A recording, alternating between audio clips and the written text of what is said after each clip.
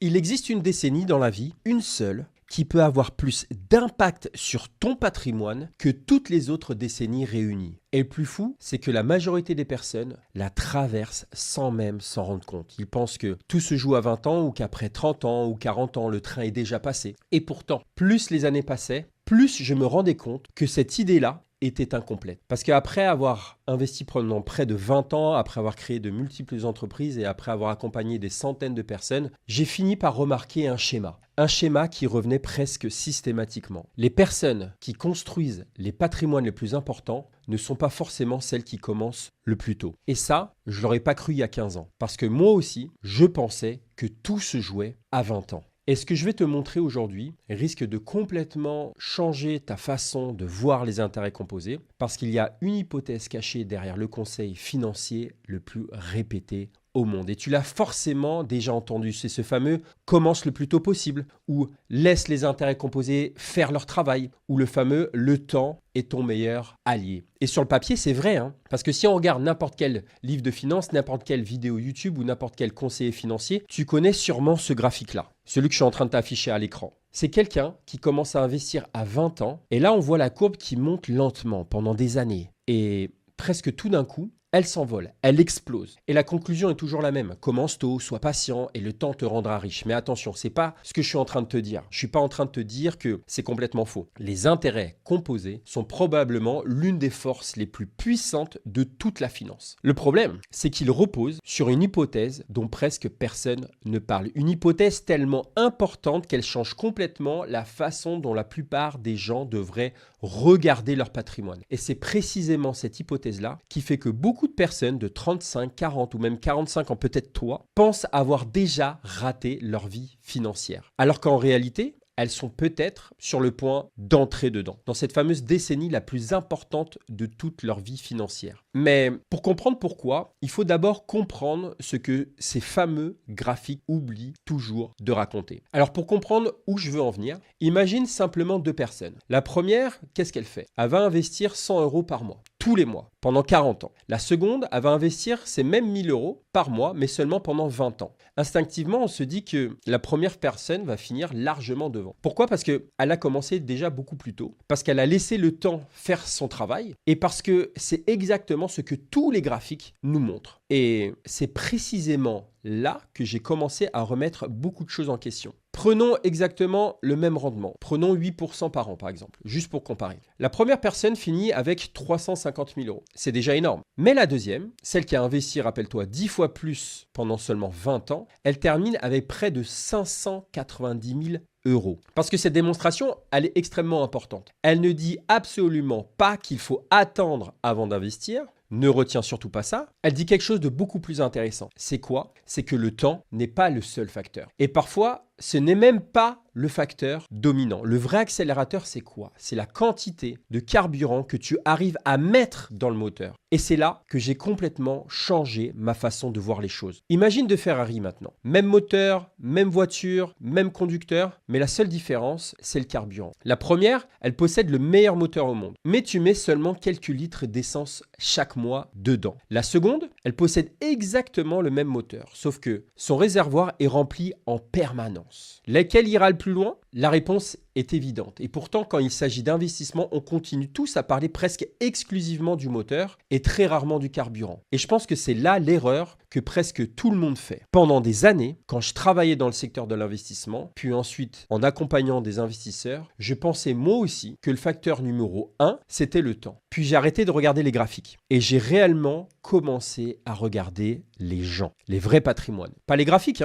non, les vraies vies. Et c'est là que j'ai compris quelque chose. Les intérêts composés n'étaient pas le problème. Le problème, c'était le moment où les gens avaient enfin les moyens d'en profiter. Encore une fois, je ne dis pas qu'il ne faut pas commencer jeune. Si tu as 20 ans et que tu regardes cette vidéo, commence aujourd'hui. Tu te remercieras dans 20 ans. Mais si tu as 35 ans, si tu as 40, si tu as même 45 ans, je veux que tu comprennes une chose. Tu n'es pas en retard. Tu n'as peut-être simplement pas encore atteint ce que j'appelle la période où tu vas enfin pouvoir alimenter ce moteur correctement. Et c'est exactement ce qu'on va vérifier maintenant. Parce que pour comprendre à quel point le patrimoine se construit réellement, il faut regarder une vie entière. Il ne faut pas regarder une simulation, il ne faut pas regarder un fichier Excel, il faut regarder une vraie vraie vie, et ce, décennie par décennie. Alors regardons ensemble une vie, parce qu'au fond, la question n'est pas à quel âge faut-il commencer à investir, mais la vraie question c'est à quel moment de ta vie as-tu enfin du temps et du carburant. Donc regardons une vie. Alors commençons par tes 20 ans, parce que tout le monde est persuadé que c'est la décennie de la richesse. Et je comprends pourquoi. Parce que tu as quelque chose que tu ne retrouveras jamais plus, le temps. Tu peux avoir 40 ans devant toi avant la retraite, et 40 ans, quand on regarde un graphique d'intérêt composé, c'est le rêve absolu. Chaque euro a une éternité pour travailler tout seul. Mais voilà le problème. À quoi ressemble réellement ta vie à 40 ans? Je vais te le dire, je suis passé par là. Chacun cherche sa voie. Tu vas débuter, tu vas chercher encore ta voie, tu vas commencer ta carrière, tu es parfois encore étudiant, je l'étais très longtemps jusqu'à 28 ans, tu vas rembourser peut-être un prêt étudiant, tu vas économiser pour ton premier appartement, tu vas découvrir tout simplement la vie d'adulte. Et en réalité, tu as énormément de temps, mais très peu de carburant. Et ça change tout. Et les chiffres le montrent très bien. Le revenu des moins de 25 ans est très loin de celui des personnes qui arrivent à leur pic de carrière. Et c'est pas un problème de motivation là, non. C'est juste une question de revenu, ce fameux carburant. Tu peux avoir la meilleure discipline du monde. Si tu investis 100 euros par mois, tu investis 100 euros par mois. Tu ne peux pas investir ce que tu n'as pas. Alors, est-ce qu'il faut attendre? Évidemment que non. Si tu as 20 ans, commence aujourd'hui, même avec des petites sommes, parce que tu prendras une habitude qui va te suivre toute ta vie. Mais il faut aussi arrêter de culpabiliser les gens qui n'ont pas pu investir énormément à cet âge-là. Et c'est pas parce que tu n'avais pas d'argent, ou en tout cas pas beaucoup d'argent ou assez d'argent, c'est simplement parce que tu avais 20 ans. Et ça, c'est complètement normal. Alors, si ce ne sont pas les 20 ans, est-ce que ce sont les 30 ans? Alors au premier abord, on pourrait croire que oui. Parce que cette fois, tu commences à enfin gagner ou enfin peut-être bien gagner ta vie. Tu vas alors progresser, tu vas prendre des responsabilités, tu vas obtenir peut-être des augmentations, tu vas développer peut-être ton entreprise. Bref, le carburant commence enfin à arriver, mais il y a un énorme problème. Et je pense que c'est le plus gros piège financier de toute une vie. Parce que pendant que tes revenus augmentent, tes dépenses décident de faire exactement la même chose. Tu vas acheter une maison, tu vas prendre un crédit, peut-être changer de voiture, tu vas avoir des enfants peut-être. Puis arrivent les frais de garde, les activités, les vacances, les travaux, les imprévus. Et sans même t'en rendre compte, chaque augmentation que tu vas recevoir, tu les as déjà dépensées. Donc toi qui voulais investir davantage,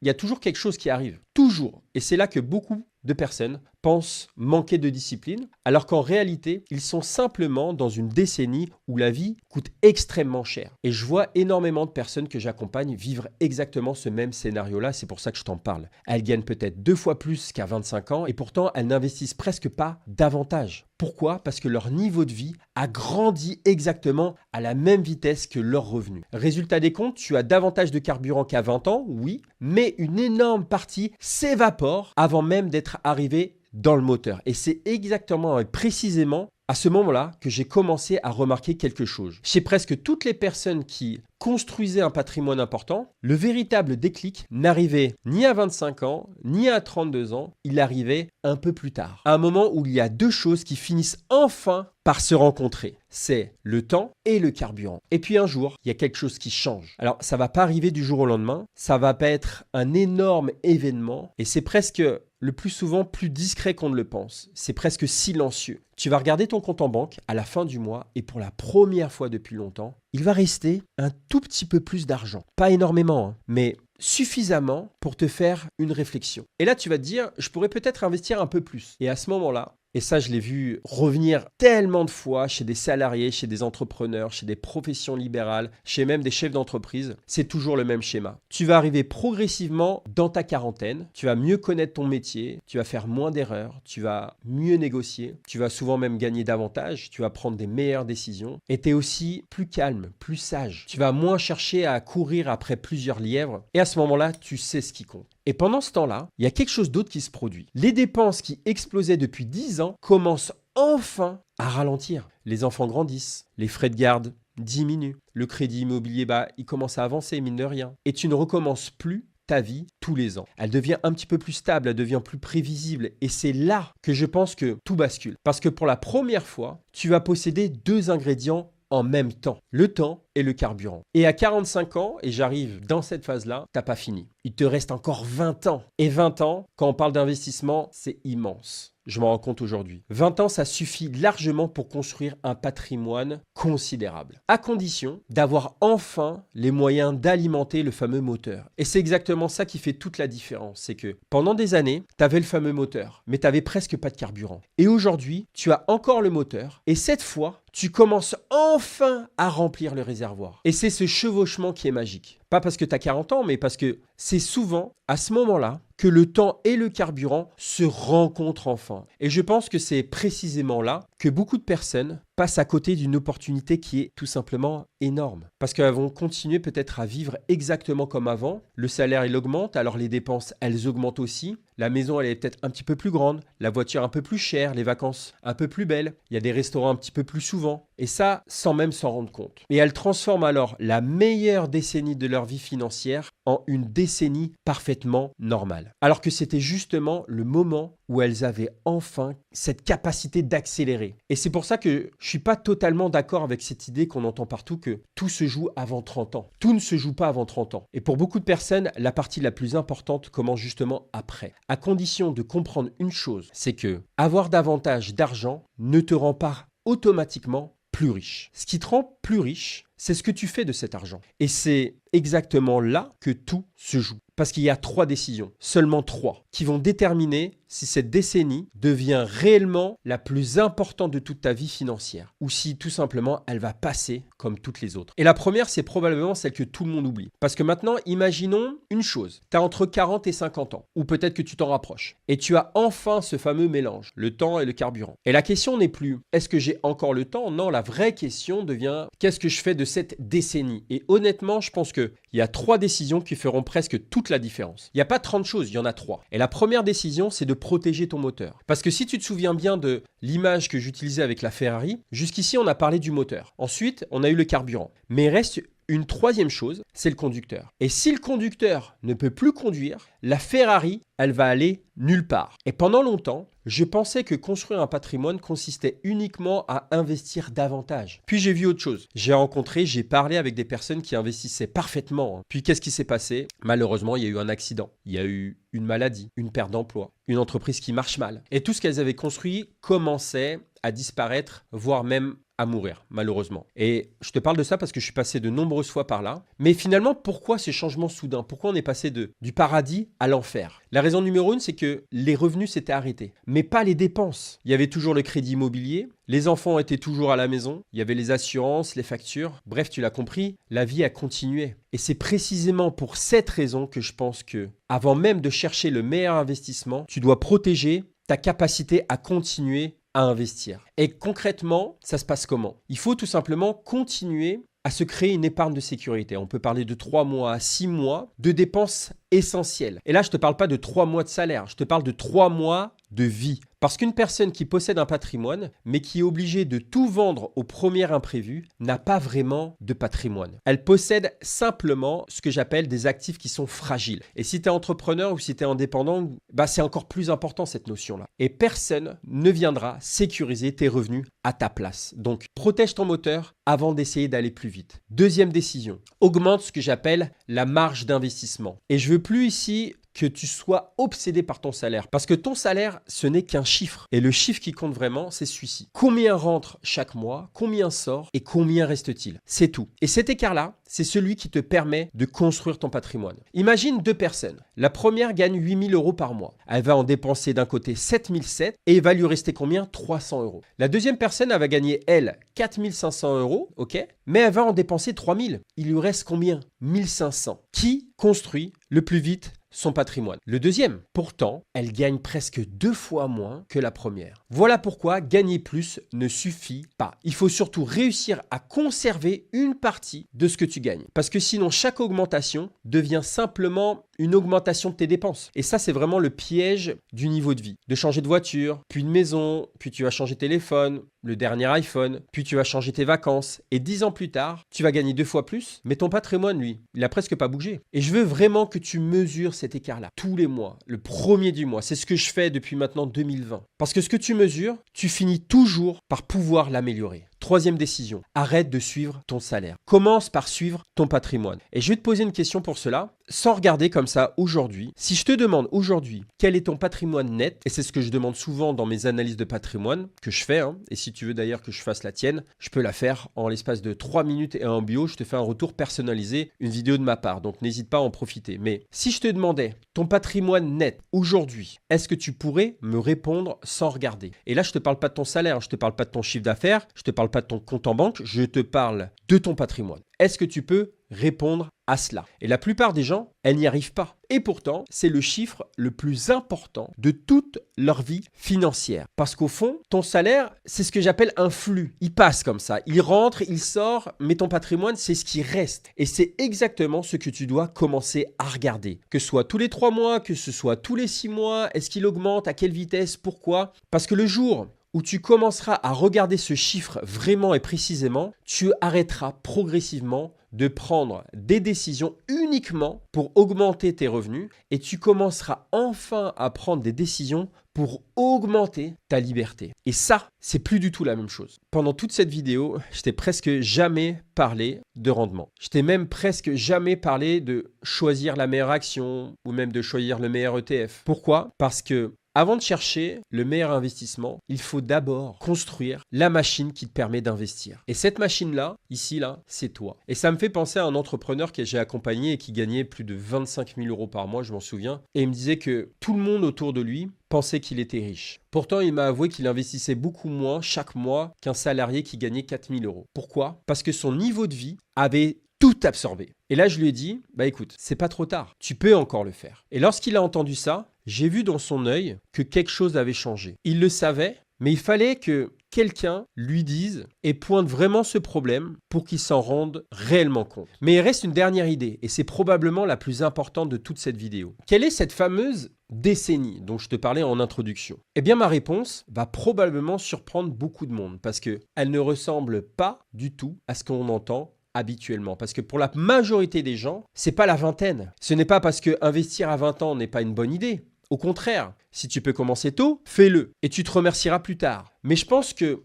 on culpabilise beaucoup trop les personnes qui n'ont pas eu cette chance. Parce que la vraie vie, c'est pas un graphique beau qui monte comme ça et qui explose à la fin. Non, la vraie vie, c'est un premier appartement, c'est un crédit, c'est des enfants, c'est des imprévus, c'est des changements de carrière, c'est des périodes où chaque euro compte. Et c'est précisément pour ça que les graphiques racontent rarement la même histoire. C'est qu'il existe souvent un moment où toutes les pièces du puzzle commencent enfin à s'assembler. Tu gagnes mieux ta vie, peut-être que tu connais mieux tes forces, tu fais moins d'erreurs ou peut-être que tu as vraiment appris de tes erreurs et tu vas pas les reproduire. Tu vas même prendre des meilleures décisions. Et surtout, tu peux enfin investir des montants qui vont changer réellement la donne. Et pour beaucoup de personnes, ce moment arrive entre 40 et 50 ans. Parce que moi, je suis pile poil dedans là. Mais cette décennie, elle est magique. Parce que c'est souvent la première fois où le temps et le carburant se rencontrent. Et ça change tout. Alors si tu as 25 ans aujourd'hui, commence, même avec une petite somme. Et là, tu vas construire une habitude que tu vas mettre en place chaque année. Si tu as 35 ans, surtout, ne culpabilise pas. Continue à préparer le terrain, tu as encore le temps. Et si tu as entre 40 et 50 comme moi, je veux vraiment que tu te poses cette question. Et je me la suis posée, est-ce que je suis en train d'utiliser cette décennie ou simplement elle est en train de traverser? Parce qu'une fois qu'elle traverse, elle ne reviendra pas en arrière. Et c'est probablement ça la vraie leçon de cette vidéo. C'est pas une vidéo qui te dit t'aurais dû commencer plus tôt. Non, c'est même exactement l'inverse que je veux te dire là. C'est une vidéo qui te dit, regarde où tu en es aujourd'hui, regarde-toi dans la glace. Et si tu passes les 10 prochaines années à regretter de ne pas avoir investi à 20 ans, tu arriveras à 50 ans avec un nouveau regret. Celui de ne pas avoir investi à 40. Et ça serait vraiment dommage. Alors peu importe ton âge aujourd'hui, ne compare pas ton chapitre 4 avec le chapitre 18 de quelqu'un d'autre. Compare-toi uniquement à la personne que tu étais il y a un an, et je dis bien un an, et si ta capacité d'investir augmente, si ton patrimoine progresse, si tu prends de meilleures décisions, alors là, tu te rends peut-être pas compte aujourd'hui, mais tu avances déjà dans la bonne direction. Et parfois, c'est tout ce qu'il faut. Parce qu'au fond, la richesse, ça se construit pas en une seule journée. Elle se construit par des centaines, et je dis bien des centaines, voire des milliers de bonnes décisions qui te paraissent peut-être presque insignifiantes le jour où tu les prends, mais c'est probablement la plus grande leçon que j'ai apprise au fil des années. Et quand j'avais 25 ans, je me souviens et je pensais que tout allait se jouer très vite, qu'il fallait absolument que je réussisse avant mes 30 ans. Et aujourd'hui, me voilà à 43 et je vois les choses complètement différemment. Avec les années, j'ai appris, on évolue aussi, on fait des erreurs. On comprend ce qui compte vraiment. Et finalement, la finance, ça ressemble beaucoup à la vie. Ce ne sont pas des décisions spectaculaires qui changent tout. Ce sont les bonnes décisions prises encore et pendant des années qui changent les choses. Et je le dis souvent, y compris même dans mon premier livre, le meilleur moment pour investir, c'était probablement hier. Le deuxième meilleur moment, c'est pas demain, c'est aujourd'hui. C'est même maintenant. Parce que demain sera simplement ton hier que tu regretteras dans quelques années. Alors fais table rase du passé. Prépare ton futur, mais agis aujourd'hui. Et si cette vidéo t'a permis de voir les choses un peu différemment, partage-la à quelqu'un qui pense peut-être avoir raté ce fameux train. Et dis-lui qu'il n'a peut-être pas raté ce train. Il est peut-être simplement en train d'arriver en gare, à la bonne gare. Et si aujourd'hui tu veux savoir où tu te situes aujourd'hui, je t'ai fait un test qui en 3 minutes te permettra de révéler encore plus ton réel potentiel. Tu recevras alors une analyse personnalisée de ma part avec les points que je pense être prioritaires pour justement faire progresser ton patrimoine. Je te mets le lien en description et juste après, regarde cette vidéo. Je te montre exactement comment construire ton premier portefeuille d'investissement complètement gratuitement en utilisant l'intelligence artificielle sans avoir besoin de dépendre de ton banquier. Je pense qu'elle va te plaire. On se retrouve juste là.